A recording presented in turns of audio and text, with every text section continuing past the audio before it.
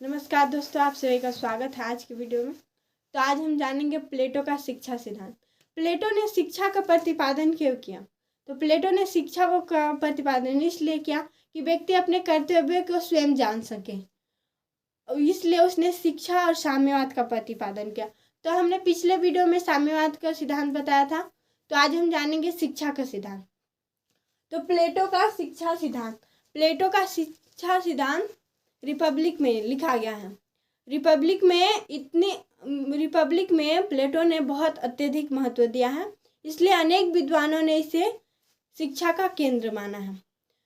प्रमुख विशारद रूसो ने यह कहकर कि शिक्षा लिखी गई एक ग्रंथ नहीं, अपितु एक ऐसी उत्कृष्ट कृति है जैसा पहला कभी नहीं लिखा गया, जैसा प्लेटो ने लिखा है।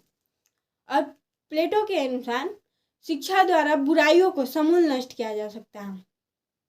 इसी पर बार्कर का अपना मत है कि शिक्षा द्वारा बुराइयों को जड़ से दूर किया जा सकता है एवं मानव के जीवन में परिवर्तन लाके सुधार लाया जा सकता है एवं मनुष्य के दिमाग को स्वस्थ रखा जा सकता है।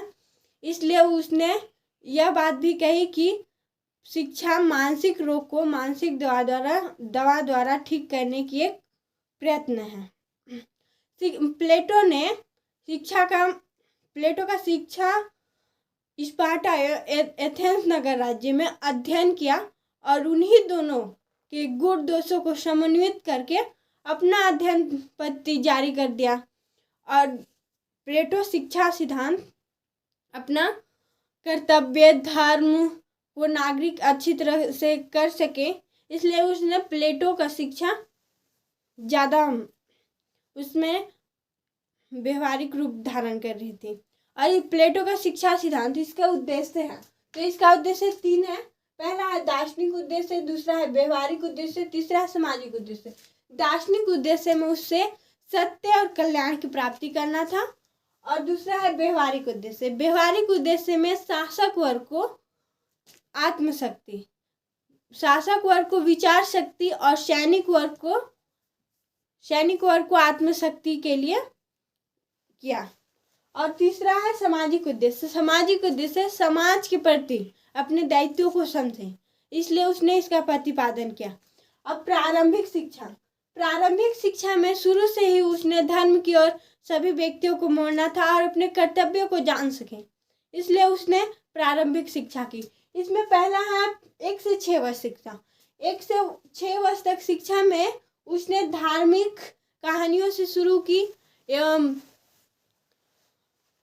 वो यह बताया कि किस वस्तु से प्यार करें, किस वस्तु से घृणा करें। फिर उसने 6 से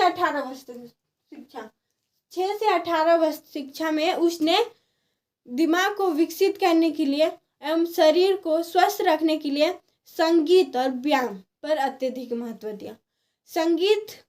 संगीत सिर्फ गाना बजाना ही नहीं है, अपितु दिमाग की विकसित के लिए भी किया जाता है। और व्यायाम सिर्फ शरीर को हष्ट पुष्ट करने, कसरत करने से नहीं है। व्यायाम शरीर को स्वस्थ, मन को शुद्ध रख सकता है, इसलिए उसने व्यायाम और संगीत पर अत्यधिक महत्व दिया है। तीसरा है 18 से 20 वर्ष तक शिक्षा। 18 से 20 वर्ष तक शिक्षा में उसने सैनिक शिक्षा कहा है, क्योंकि 18 से 20 वर्ष में एक परीक्षा योजना की है जिसमें उत्तीर्ण छात्रों को सैनिक रखा जाएगा और अनुत्तीर्ण छात्रों को उत्पादक वर्ग रखा जाएगा। उसके पश्चात हम दूसरा देखेंगे उच्च शिक्षा में 20 से 30 वर्ष शिक्षा इस शासक के लिए उपयोगी है ताकि वो अपने कर्तव्य को समझ सके। 20 से 30 वर्ष तक शिक्षा के लिए उसने विज्ञान और गणित दिमाग को विकास करने के लिए दो विषय चुना। और उसने शिक्षा की विशेषता, तो प्लेटो की शिक्षा की विशेषता है निःशुल्क एवं अनिवार्य शिक्षा।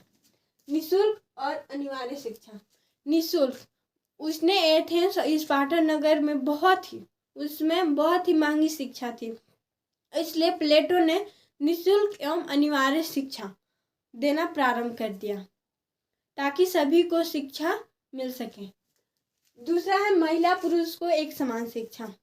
महिला पुरुष को एक समान शिक्षा देना चाहिए, क्योंकि प्लेटो का मान्यता था कि जिस प्रकार पुरुष एक शासन चला सकता है उसी प्रकार महिला भी चला सकती है, या उसी प्रकार महिला भी अपने कार्य को अच्छे ढंग से कर सकती है। तीसरा है शिक्षा पर राज्य का नियंत्रण। शिक्षा का राज्य पर नियंत्रण होना चाहिए ताकि एकरूपता और समानता बनी रहे। नहीं तो उसमें स्पार्टा एथेंस नगर राज्यों में राज्य नियंत्रण नहीं था, वहाँ पे एकांगी और विषमता होने लगी थी। फिर धर्म और नैतिकता को उचित स्थान, उसने धर्म और नैतिकता को उचित स्थान प्रदान किया है और कला साहित्य को दूर ही कर दिया है। उसके बाद है शासकों को शिक्षण पर बल। प्लेटो ने शासकों के शिक्षण पर अत्यधिक बल दिया है, क्योंकि शासक अपने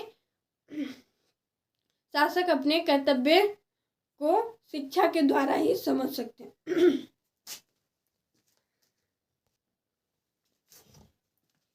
छठवां है शासकों को शिक्षण पर बल।